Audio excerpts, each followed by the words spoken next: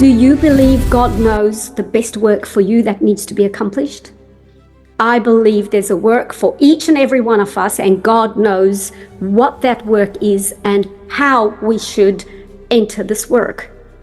Sister White writes in Faith, the Faith I Live By, on page 323, the Lord's hand has been reached out in tenderest compassion and love. And we can read this through His Word all the time. But they do not care to trust Him.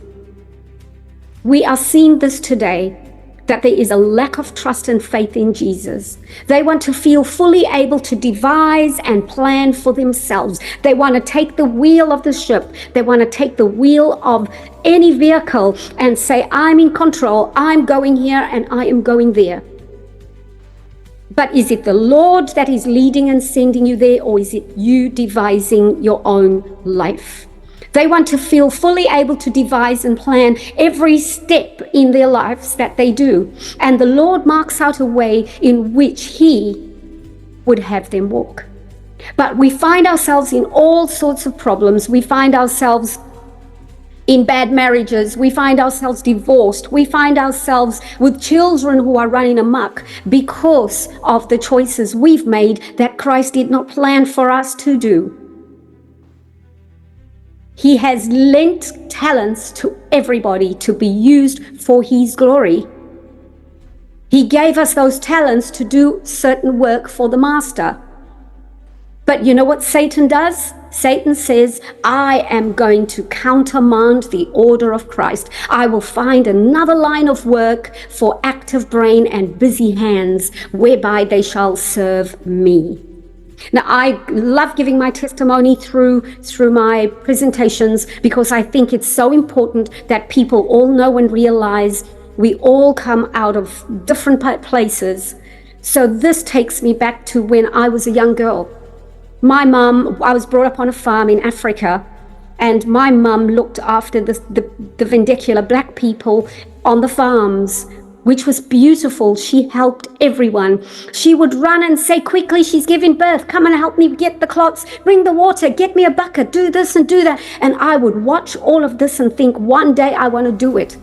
And then somebody's cut and she'd be saying, quickly get me the scissors and go and get bandages and do this and do that. And she'd have them sitting, elevating their legs, and she did all this work. And I watched and I wanted to do this work. The opportunity came when I turned 20 years old. I drove across the whole length of Africa. I went from Zimbabwe to Switzerland in a Land Rover, and the whole way I did healing on the way. People were running to the van, to the Jeep. They were thinking it was the Red Cross because it had the Swiss flag, and I had a lot of vitamins and I had all sorts of things in there. I had a Red Cross box, and they would run with kids with sore eyes, with wounds. A baby was brought to me, a tiny baby that had diarrhea, and it was still feeding on its mother's milk. And by God's grace, within 3 days, that baby was fine. It had stopped the diarrhea that it had for over a week, yet it was a breastfeeding baby. God gave me how to treat, and I had never ever studied in my life, but God gave this to me. And then what did I do?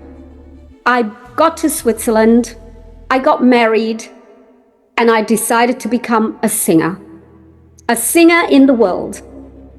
And that is why this presentation is so important, because Christ gave each and every one of us a talent, and we make choices to go into the world and to take control of our own lives, and we are so good at messing up our lives.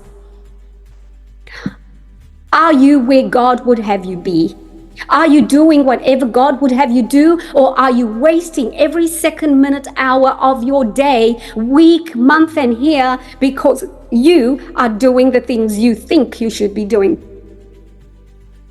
Are you asking the Lord to consecrate you to the work and, here I am, Lord, send me? Because that is what every single person should be doing.